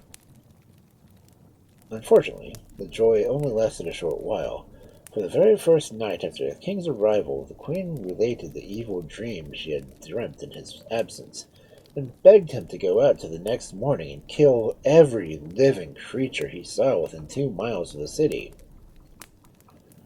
The king, who always believed everything the queen said, promised to do as she wished. But before he had ridden through the lovely gardens that surrounded the palace, he was attracted by 2 little singing bluebirds perched in the scarlet-bellied holly, which made him think of every beautiful thing he had ever heard of or imagined. Hour after hour passed by, and still the birds sang, And still the king listened, though of course he had never guessed that it was Geirlaug and Grethari, whose notes filled him with enchantment. At length darkness fell, and the birds' voices were hushed, and the king awoke with a start to find that the day of his promise to the queen could not be kept. Well, did you see anything? She asked eagerly when the king entered her apartments. My dear, I'm most ashamed to confess to you, but the fact is that before I rode far between the western gates, the singing of two strange little bluebirds made me forget all else in the world. And you will hardly believe it, but not until the dark grew did I remember where I was and what I should have been doing. However, tomorrow nothing shall hinder me from fulfilling your desires. There will be no tomorrow, muttered the queen as she turned away with a curious glitter in her eyes. But the king did not hear her. That night the king gave a great supper in the palace in honor of the victory he had gained over the enemy. And 3 men whom the queen had sent forth to slay the wild beasts held positions of trust in the household, for to them was committed a custody of the queen's person. And on the occasion of the feast, their places were always next to the king, so it was easy for the queen to scatter a slow and fatal poison in their cups without anyone being the wiser. Before dawn, the palace was roused by the news that the king was dead, and that the 3 officers of the guards were dying also. Of course, nobody's cries of lament were as loud as those of the queen, but when once the splendid funeral was over, she gave out that she was going to shut herself up into a distant castle till the year of her mourning was over, and after appointing a regent to the kingdom, she set out attended only by a maid who knew all of her secrets. Once she had left the palace, she quickly began to work her spells to discover under what form Geirlaug and Grethari lay hidden. Happily, the princess had studied magic under a former governess, and was able to fathom her stepmother's wicked plot, and hastily changed herself into a whale, and her foster brother into its fin. The queen took the shape of a shark and gave chase. For several hours a fierce battle raged between the whale and the shark, and the sea round was red with blood. First one of the combatants got the better, then the other, but at length it became plain to the crowd that the little fishes gathered around to watch that the victory would be to the whale. And so it was. But when, after a mighty struggle, the shark floated dead and harmless on the surface of the water, the whale was so exhausted that she had only the strength enough to drag her wounded body into a quiet little bay, and for 3 days she remained there, still and as motionless as if she had been dead herself. At the end of the 3 days, her wounds were healed, and she began to think of what was best to do. "Let us go back to our father's kingdom," she said to Grethari when they both seemed removed when they had both resumed their proper shapes and were sitting on a high cliff above the sea. "How clever you are! I never should have thought of that," answered Grethari, who, in truth, was not clever at all. The Geirlaug took a small box of white powder from her dress and sprinkled some over him and some over herself, and quicker than lightning they found themselves in the palace grounds from which Garathi had been carried off by the dragon so many years before. "Now, take up the band with the gold letters and bind it around your forehead," said Geirlaug, "and go boldly into the castle, and remember, however great may be your thirst, you must drink nothing till you have spoken to your father. If you do, it will befall us both." "Why should I be thirsty?" replied Grethari, staring at her in astonishment. "It will not take me 5 minutes to reach the castle gate." Geirlaug held her peace, but her eyes had them a sad look. "Goodbye," she said at last, and she kissed him. And she turned and kissed him. Grethari had spoken truly when he declared that he could easily get into the castle in 5 minutes. At least, no one would have dreamed that it would take any possible longer. Yet to his surprise, the door which stood open widely so they could see the color of the hangings within never appeared to grow nearer, while each moment the sun burned more hotly, and his tongue was parched with thirst. I don't understand. What can be the matter with me? And why haven't I reached the castle long ago? He murmured to himself as his knees began to lock under him with fatigue, and his head to swim. For a few more paces he staggered on blindly, when suddenly the sound of rushing waters smote upon his ears, and in a little wood that bordered the path that beheld a stream falling over a rock. At this sight his promise to Geirlaug was forgotten. Fighting his way through the brambles that tore his clothes, he cast himself down beside the fountain, and seizing the golden cup that hung from a tree, he drank the draught deeply. When he rose up, the remembrance of Geirlaug and of his past life had vanished, and instead something stirred dimly within him, the vision of a white-haired man and woman who stood in the open door with outstretched hands. "Grithari, Grithari, you've come home at last!" For 3 hours, Geirlaug waited in the spot where Grithari had left her, and then she began to understand what had happened. Her heart was heavy, but she soon made up her mind what to do, and pushing her way out of the wood, she skirted the high wall that enclosed the royal park and gardens, till she reached a small house where the forester lived with his 2 daughters. "Do you want to go to sweep and to milk the cows?" asked she, when one of the sisters answered her knock. "Yes, we do, very badly, and you look strong and clean. We will take you for a servant if you would like to come," replied the young woman. "But first, what is your name?" "Lofrithera," said Geirlaug quickly, for she did not wish anyone to know who she was, and following her new mistress into the house, she begged to be taught her work without delay. And so clever was she that by and by it began to be noised abroad that the strange girl had come to live in the forester's house, had not her equal in the whole kingdom for skill as well as beauty.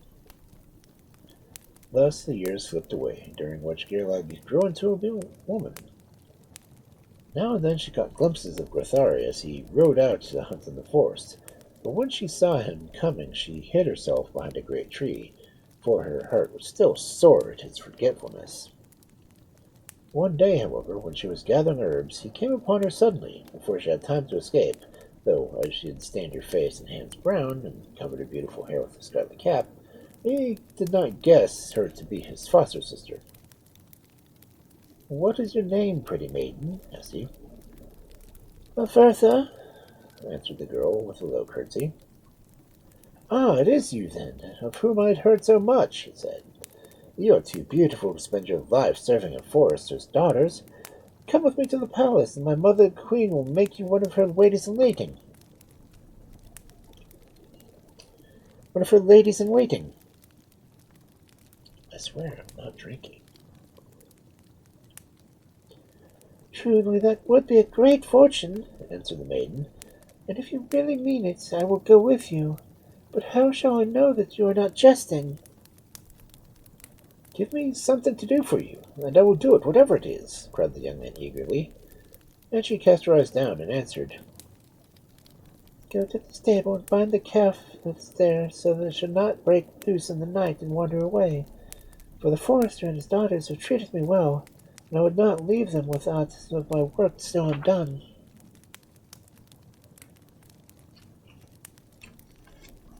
So Grithari set out to the stable where the calf stood, and wound the rope around its horns. But when he had made it fast to the wall, he found that the coil of the rope had twisted itself around his wrist, and pull as he might, he could not get free. All night he wriggled and struggled till he was half dead with fatigue. But when the sun rose, the rope suddenly fell away, and, very angry with the maiden, he dragged himself to the palace. "She is a witch," he muttered crossly to himself, "and I will have no more to do with her." And he flung himself on his bed and slept all day. Not long after this adventure, the king and queen sent for their beloved son to be an embassy to a neighboring country to seek a bride from amongst 7 princesses. The most beautiful of all was, of course, the one chosen. and the young pair took ship without delay for the kingdom of the prince's parents. The wind was fair, and the vessel was so swift that, in less time than he could have expected, the harbor nearest the castle was reached.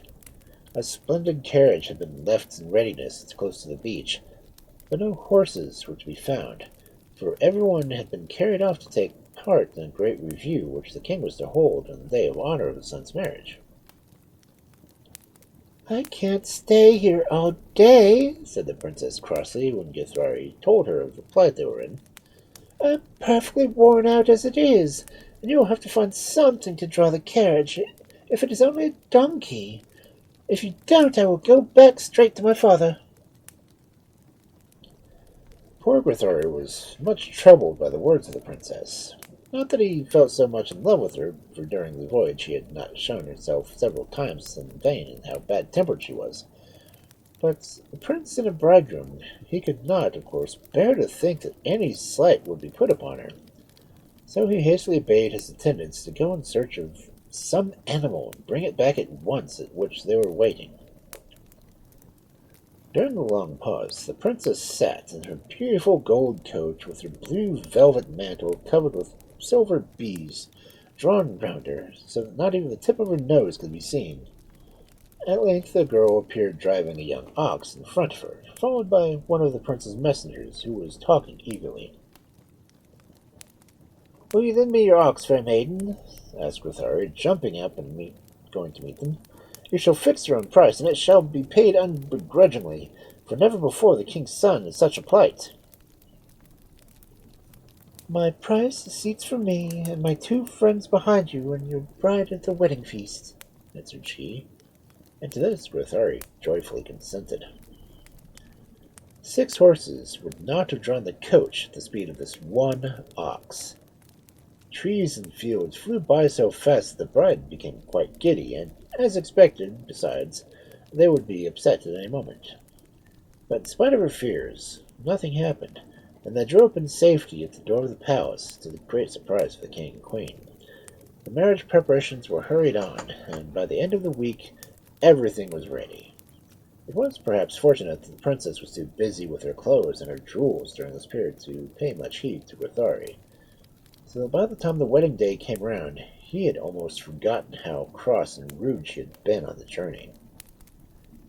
The oldest men and women in the town agreed that nothing so splendid had ever been seen at the bridal procession to the great hall, where the banquet was to be held, before the ceremony was celebrated in the palace. The princess was in high good humor, feeling that all eyes were upon her, and bowed and smiled right and left. Taking the prince's hand, she sailed proudly down the room, where the guests were readily assembled, and her to her place at the head of the table by the side of the bridegroom. As she did so, 3 strange ladies in shining dresses of blue, green, and red glided in and seated themselves on the vacant bench immediately behind the young couple.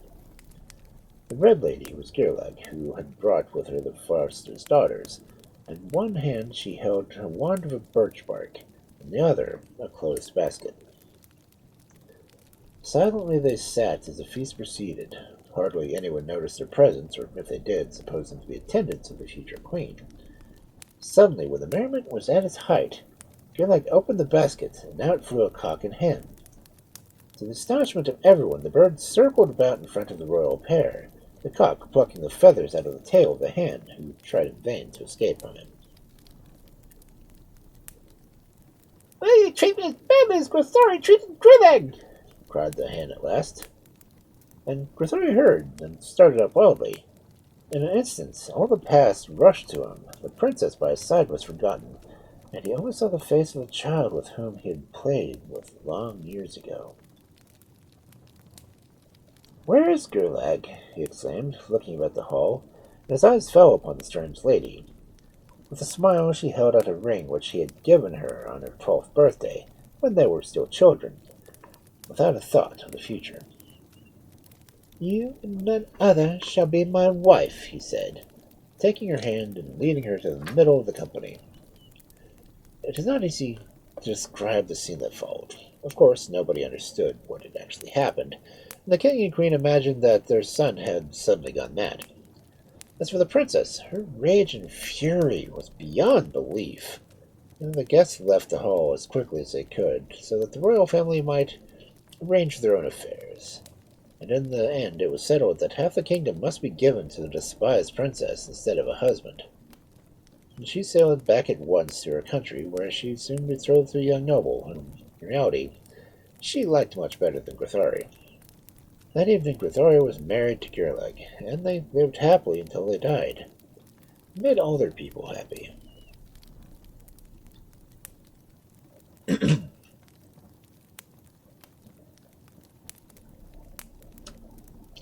Okay, I will do one more story for tonight.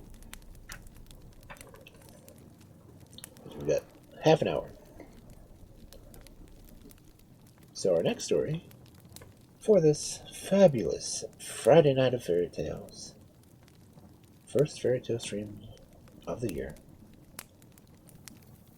the story of Little King Loc. 2 or 3 miles from the coast of France, anyone sailing in a ship on a calm day can see deep, deep down the trunks of great trees standing up in the water. Many hundreds of years ago, these trees formed part of a large forest, full of all sorts of wild animals, and beyond the forest was a fine city guarded by a castle in which dwelt the Dukes of Clarides. But little by little the sea drew nearer to the town. The foundations of the houses became undermined and fell in. At length the shining sea flowed over the land. However, all this happened a long time after the story in which I'm about to tell you. The Duke of Clarides had always lived in the midst of their people and protected them both in war and in peace. At the period of which this tale begins, Duke Robert was dead, leaving a young and beautiful duchess who ruled in his stead. Of course, everyone expected her to marry again, but she refused all suitors who sought her hand, saying that, having only one soul, she could have only one husband, and that her baby daughter was quite enough for her. One day she was sitting in the tower. She looked over a rocky heath, covered with summer purple and yellow flowers, when she beheld a troop of horsemen riding towards the castle. In the midst, seated on a white horse with black and silver trappings, was a lady whom the Duchess knew at once to be her friend, the Countess of Blancheland, a young widow like herself, the mother of a young boy 2 years older than Abelard de Clarides. The Duchess hailed her arrival with delight, but her joy was soon turned to weeping when the Countess sank down beside her in a pile of cushions and told her the reason of her visit.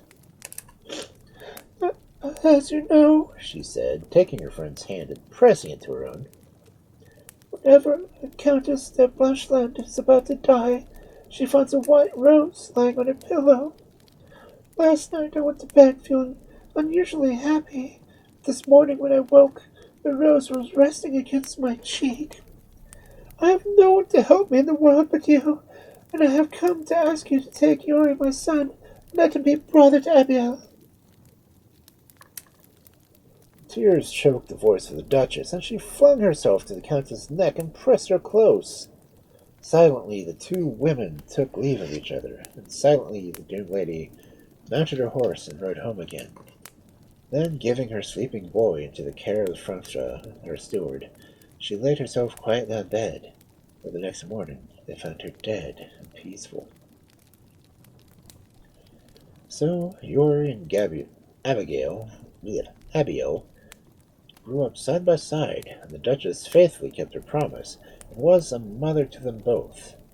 As they got bigger, she often took them with her on the journeys through the duchy, and taught them to know her people, and to pity and to aid them. It was on one of these journeys that, after passing through meadows covered with flowers, Yuri caught sight of a great glittering expanse lying beneath some distant mountains. "What is that, godmother?" he asked, waving his hand. "The shield of a giant, I suppose."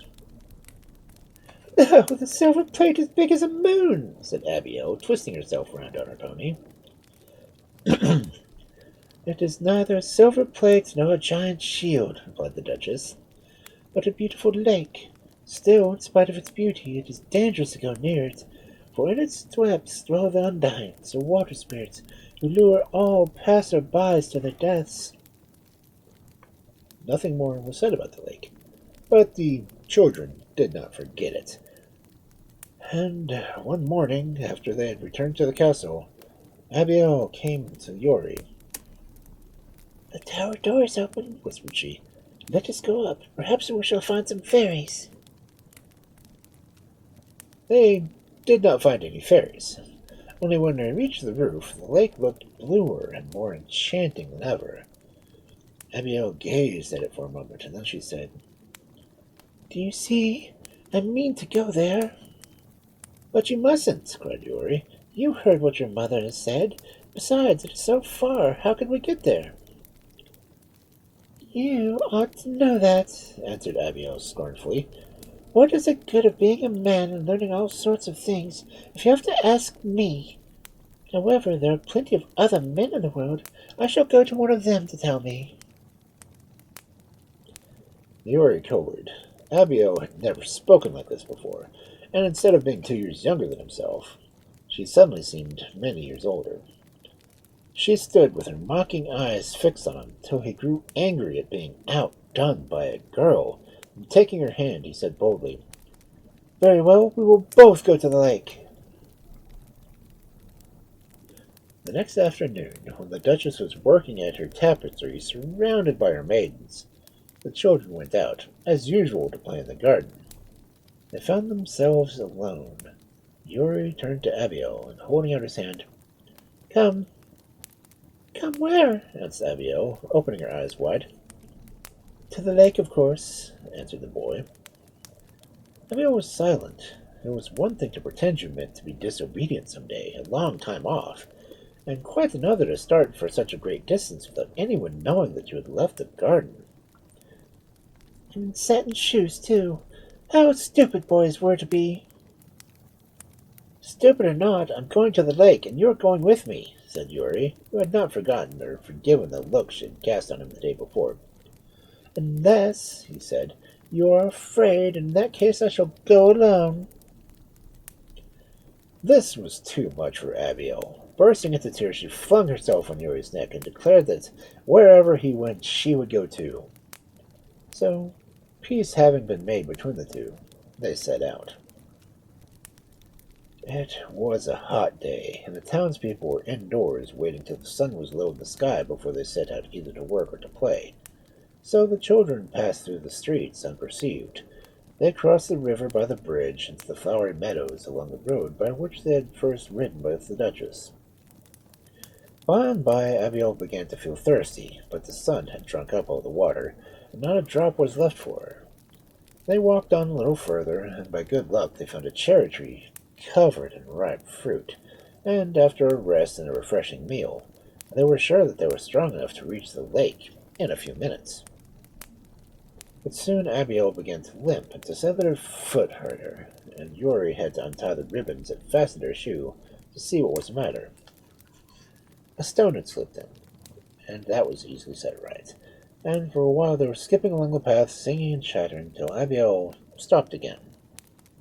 This time her shoe had come off, and turning to pick it up, she caught the sight of the towers of the castle, looking such a long way off that her heart sank and she burst into tears. "It's getting dark, and the wolves will eat us," sobbed she, but Yori put his arms around her and comforted her. "Why, we're close to the lake now. There's nothing to be afraid of. We shall be home again to supper," he cried. And Abiel dried her eyes and trotted on beside him.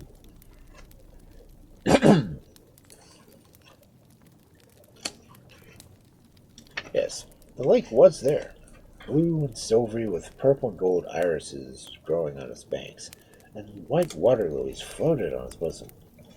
Not a trace was there of man, or of the greatest beast so much feared by Abiel, but only the marks of tiny forked feet on the sand. The little girl at once pulled off her torn shoes and stockings and let the water flow over her, while Yori looked around for some nuts and strawberries, but none were to be found. "I noticed a little way back a clump of blackberry bushes," said he. Wait here for me, and I will go and gather some fruit, and after that we shall start home again. But Abiel, leaning her head drowsily again, leaning her head drowsy against the cushion of soft moss, murmured something in reply, and soon fell asleep. In her dream, a crow, bearing the smallest man that was ever seen, appeared hovering for a moment above her, and then vanished. At the same instant, Yora returned and placed by her side a large leafful of strawberries. "It is a pity to wake her just yet," thought he, and wandered off beyond a clump of silvery willows to a spot in which he might get a view of the whole lake. In the moonlight, the light that just hung over the surface made it look like a fairyland. Then gradually the silver veil seemed to break up, and the shapes of fair women with outstretched hands and long green locks floated towards him. Seized with sudden fright, the boy turned to fly, but it was too late. Unconscious of the terrible doom that had befallen her foster brother, Abiel slept on and did not awake even when the crowd of little men with white beards down to their knees came and stood in a circle around her. "What should we do with her?" asked Pick, who seemed older than all of them, and they all were very old. "Build a cage and put her into it," answered Grug. "No, no. What should such a beautiful princess do in a cage?" cried Dig. And Tad, who was the kindest of them all, proposed to carry her home to her parents. But the other gnomes were too pleased with their new toy to listen for the moment. "Look, she's waking," whispered Powell, and as he spoke, Abiel slowly opened her eyes. At first she imagined she was still dreaming, but as the little men did not move, it suddenly dawned on her that they were real, and starting to her feet, she cried loudly, "Yori, Yori, where are you?" At the sound of her voice, the gnomes only pressed more closely round her, and, trembling with fear, she hid her face in her hands. The gnomes were at first much puzzled to know what to do. Then Tad, climbing on a branch of a willow that hung over her, stooped down and gently stroked her fingers. The child understood that he meant to be kind, and letting her hands fall, gazed on her captors. After an instant's pause, she said, "Little man, it is a great pity that you are so ugly, but all the same I will love you if only you give me something to eat, as I am dying of hunger." A rustle was heard among the group as she spoke. Some of them were very angry at being called ugly, and some said she deserved no fate better than just to be left where she was. Others laughed and declared that it did not matter they were mere mortal thought of them, while Tad bade Bob, their messenger, to fetch her some milk and honey, and the finest white bread that was made in their ovens under the earth. In less time than Abiel would have taken to tie her shoe back on again, he mounted his crow. By the time she had eaten the bread and honey and drunk the milk, Abiel was not frightened any more, and felt quite ready to talk. "Little man," she said, looking up with a smile, "your supper was very good, and I thank you for it. My name is Abiel, and my brother is called Yuri. Help me find him, and tell me which path is the one that leads to the castle, for Mother must think something dreadful has happened to us." "But your feet are sore that you cannot walk," answered Dig, "and we may not cross the bounds into your country. The best we can do is to make a litter of twigs and cover it with moss, and we will bear you into the mountains and present you to our king." Now, many a little girl would have been terrified at the thought of being carried off alone. She did not know where. But Abiel, when she recovered from her first fright, was pleased with the notion of her strange adventure. How much she would have to tell her mother and Yuri on the return. Probably they would never go inside a mountain if they lived to be 100. So she curled herself up comfortably on a nest of moss and waited to see what was happening. Up and up they went. By and by Abiel fell asleep again, and did not wake until the sun was shining. Up and up, for the little men could only walk very slowly, though they could spring over rocks quicker than any mortal. Suddenly, the light that streamed through the branches of the litter began to change. It seemed hardly less bright, but it was certainly different. Then the litter was put down, and the gnomes crowded around and helped Abiel to step out of it. Before her stood a little man, not half her size, but splendidly dressed and full of dignity. On his head was a crown of such large diamonds that you wondered how his small body could even support it. A royal mantle fell from his shoulders, and in his hand he held a lance. "King Lock," said one of the forest gnomes, "we found this beautiful child asleep by the lake, and have brought her here to you. She says her name is Abiel, and her mother is the Duchess of Clarence." "You have done well," answered the king. "She shall be one of us." And standing on tiptoe so that he could kiss her hand, he told her that he would take care of her and make her happy, and that anything she wished for she would have at once. "I want a pair of shoes," answered Abiel. "Shoes!" commanded the king, striking the ground with his lance, and immediately a lovely pair of silver shoes embroidered with pearls were slipped on her feet by one of the gnomes. "They are beautiful shoes," said Abiel rather doubtfully, "but do you think they will carry me all the way back to my mother?"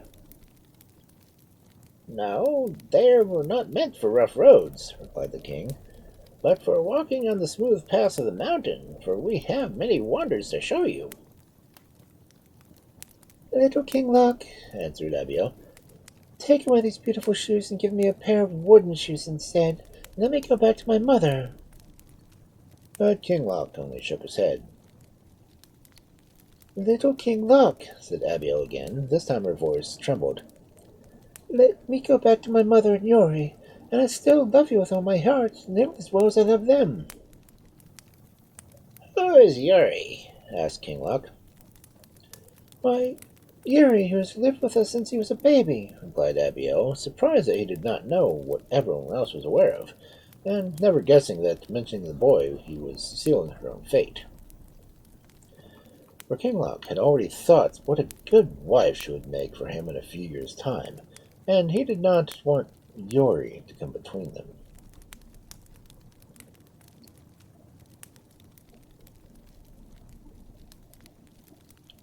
He was silent, and Abiel, seeing he was not pleased, burst into tears. "Little King Lock," she cried, taking hold of a corner of his mantle, "think how unhappy my mother will be. She will fancy that the wild beasts have eaten me, or that I was drowned in the lake." "Be comforted," replied King Lock. "I will send her a dream so that she will know that you are safe." This Abiel's face brightened. "Little King Lock," she said, "how clever you are. You must send her a dream every night so that she will see me, and me in a dream so that I may see her." And this King Lock promised to do. When Abiel grew accustomed to do without her mother and Yuri, she made herself happy enough in her new home. Everyone was kind to her and petted her, and there was such a quantity of new things for her to see. And the gnomes were always busy and knew how to fashion beautiful toys as well as or better than anyone else who lived on Earth. Now and then, wandering with Tad or Dig in the underground passages, Abiel would catch a glimpse of the blue sky through a rent in the rocks, and this she loved best of all. In this manner, 6 years passed away. "His Highness King Lock wishes to see you in the presence chamber," said Tad one morning to Abiel, who was singing to herself on a golden lute, and Abiel, wondering why the king had grown so formal all of a sudden, got up obediently. Directly she appeared, King Lock opened a door in the wall which led to his treasure chamber. Abiel had never been there before, and was amazed at all the splendid things heaped up before her. Gold, jewels, brocades, carpets lay around the walls, and she walked about examining each glittering object after another, while King Lock mounted a throne of gold and ivory at the end of the hall, and he watched her. "Choose whatever you wish," he said at last.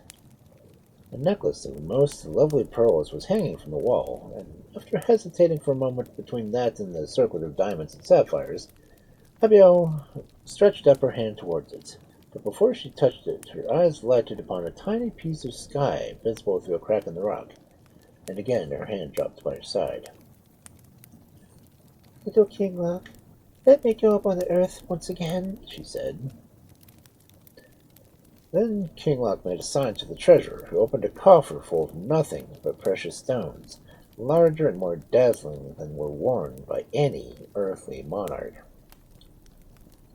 "Choose what you will, Abiel," whispered Geirlaug. But Abiel only shook her head. "A drop of dew in the garden of Clarence is brighter to me than the best of those diamonds," she answered. "And the blues of the stones are not as blue as the eyes of Yuri." And as she spoke, a sharp pain ran through the heart of Geirlaug. For an instant he said nothing. Then he lifted his head and looked at her. "Only those who despise riches should possess them. Take the crown. From henceforth you are the princess of the gnomes." During 30 days, no work was done in the underground regions, for a feast was held in honor of the new princess. At the end of the period, the king appeared before Abiel, clad in his most splendid garments, and solemnly asked her to be his wife. "Little Geirlaug," answered the girl, "I love you as you are for your goodness and kindness to me, but never, never can I love you as anything else." The king sighed. It was only what he had expected. Still, his disappointment was great, though he tried bravely to hide it, and even smile, and then he said, "Then, Abiel, will you promise me one thing? If there should come a day when you find that there is somebody who you could love, will you tell me?" And in her turn, Abiel promised. After this, in spite of the fact that everyone was just as kind to her as before, Abiel was no longer the merry child who passed all her days playing with the little gnomes. People who dwelt under the earth grow up much faster than those who live on its surface, and at 13, the girl was already a woman.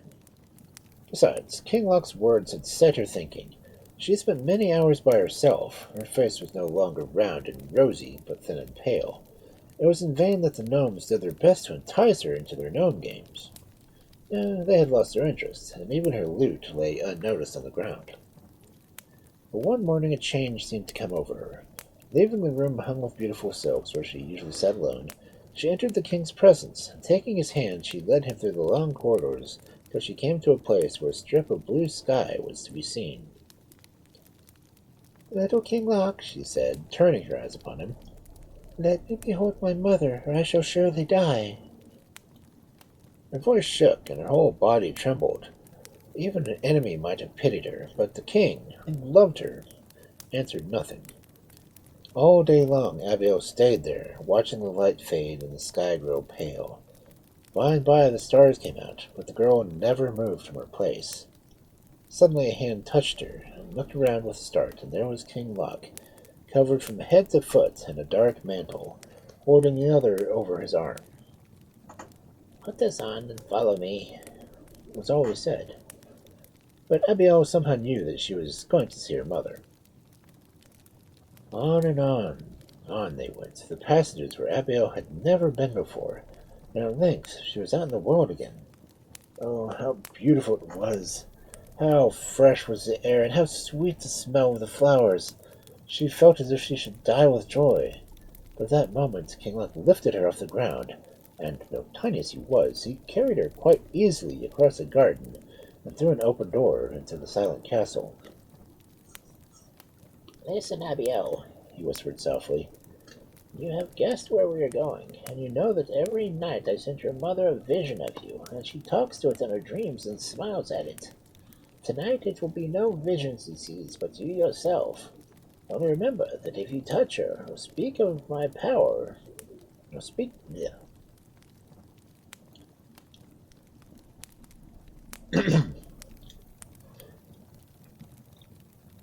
Only remember that if you touch her or speak to her, my power is lost, and never more will she behold either you or your image." By this time they had reached the room which Abiel knew so well, and her heart beat violently as the gnome carried her over the threshold. By the light of the lamp hanging by the bed, Abigail could see her mother, beautiful still, but with a face that had grown pale and sad. As she gazed, the sadness vanished, and a bright smile came in its stead. Her mother's arms reached outward towards her, and the girl, her eyes filled with tears of joy, was stooping to meet them when King Luck hastily snatched her up and bore her back to the realm of the gnomes. The king imagined that by granting Abiel's request he would make her happy. He soon found out his mistake, for all day long the girl sat weeping, paying no heed to the efforts of her friends to comfort her.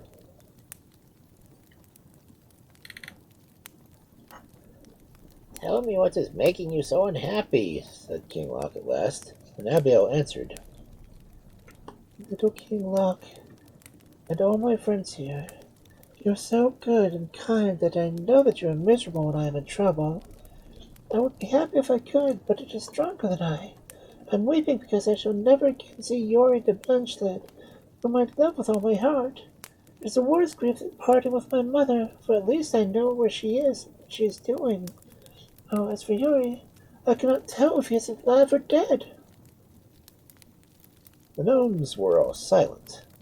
Kind as they were not mortals, and had never felt either joys or deep sorrows. Only King Loc dimly guessed at something of both, and went away to consult an old gnome who lived in the lowest depth of the mountains, and had spectacles of every sort that enabled him to see all that was happening, not only on the earth, but under the sea.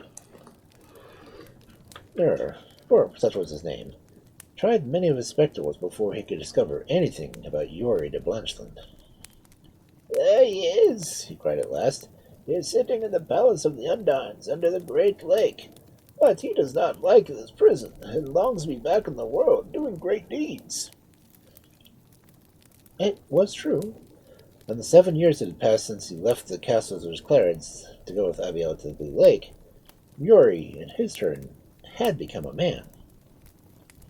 The older he grew, the more weary he got of petting and spoiling he received at the hands of the green-haired maidens, till one day he flung himself at the feet of the Undine Queen and implored permission to return to his old home. The Queen stooped down and stroked his hair. "We cannot spare you," she murmured gently. "Stay here, and you shall be king, and marry me." "But it is my Abiel that I want to marry," said the youth boldly, but he might as well have talked to the winds, for the last the queen grew angry and ordered him to be put into a crystal cage, which was built to him around a pointed rock. It was here that King Luck, aided by the spectacles of the North, found him after many weeks' journey. As we know, gnomes walk slowly, and it was a long and difficult way. Luckily, before he started, he had taken his ring with him, a magic ring, and at the moment he touched the wall, the crystal cage split open from top to bottom. "Follow that path, and you will find yourself in the world again," he said to Yuri, and without waiting to listen to the young man's thanks, he set out on the road he had come. "Bog," he cried to the little man on the crow, who had ridden past to meet him, "hasten to the palace and inform the Princess Arabelle that Yuri of Blanched, for 7 years a captive in the kingdom of the Undines, has now returned to the castle of Clarence." The first person whom Yori met as he came out of the mountain was a tailor who had made all his clothes from the time he came to live at the castle. Of this old friend, who was nearly beside himself with joy at the sight of his little master, lost for so many years, the Count begged for news of his foster mother, Abiel. "Alas, my lord, where can you have been that you did not know that Princess Abiel was carried off by gnomes on the very day that you disappeared?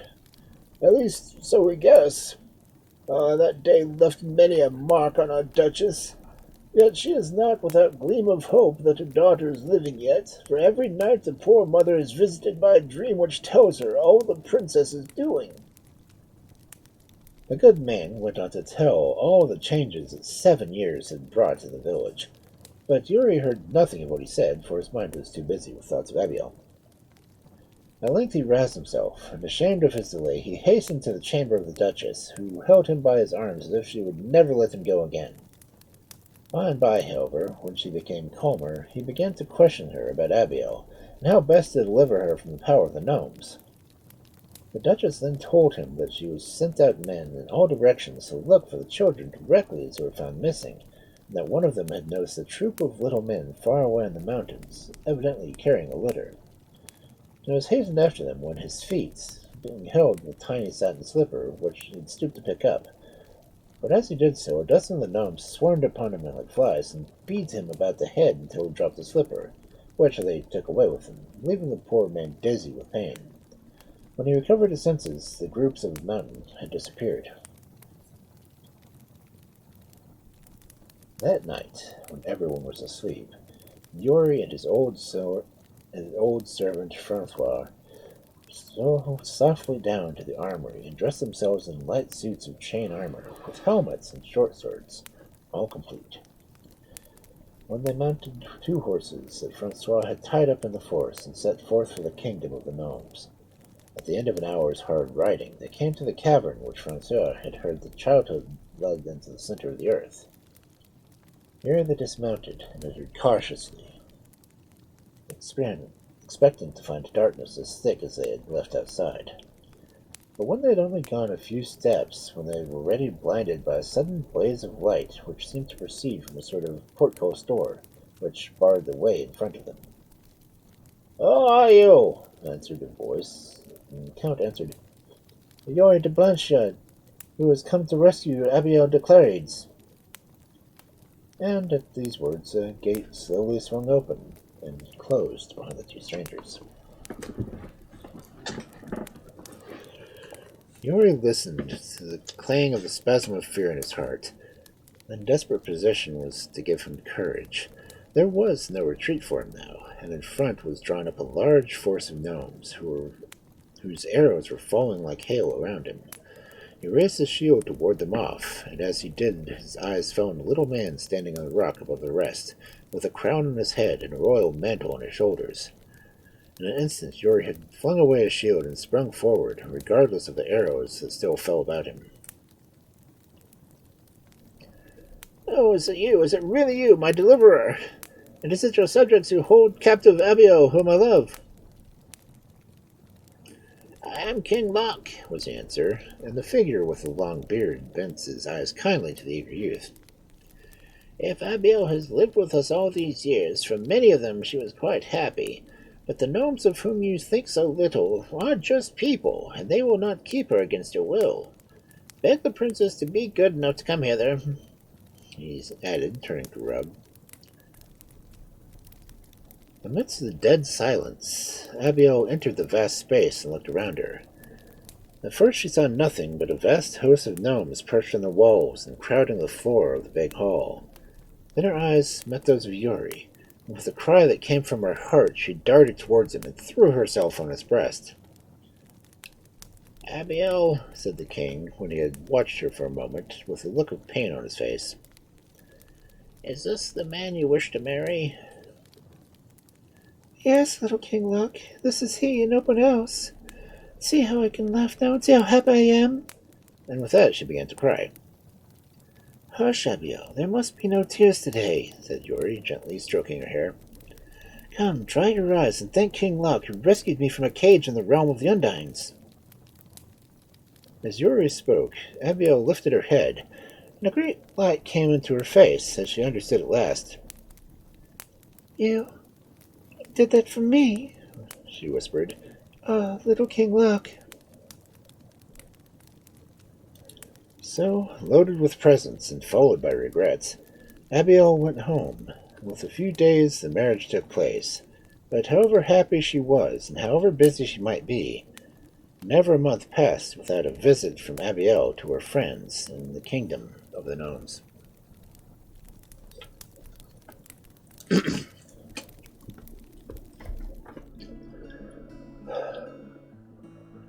Oh, that was unexpected.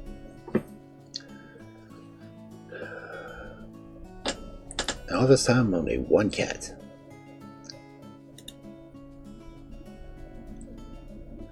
So, how do you think I should read tonight?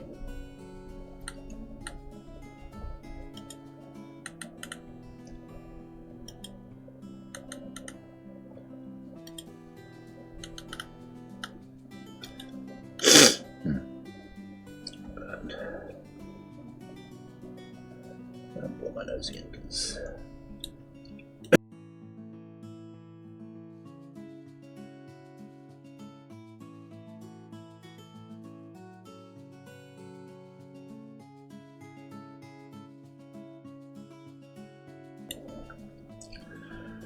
so let's see. We can do art. We can do watch someone play Repo. We could watch a couple play Halo.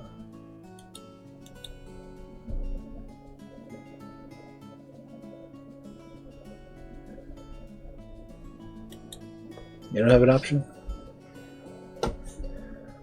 We're only at 4 minutes before ads would hit again.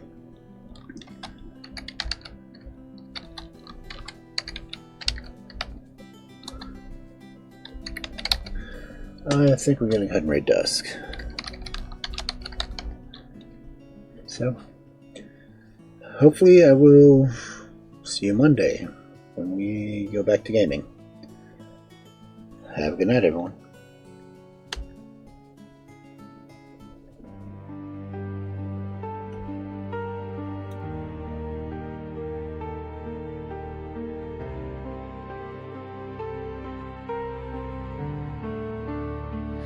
In the hollow of the night, shadows weave and twist.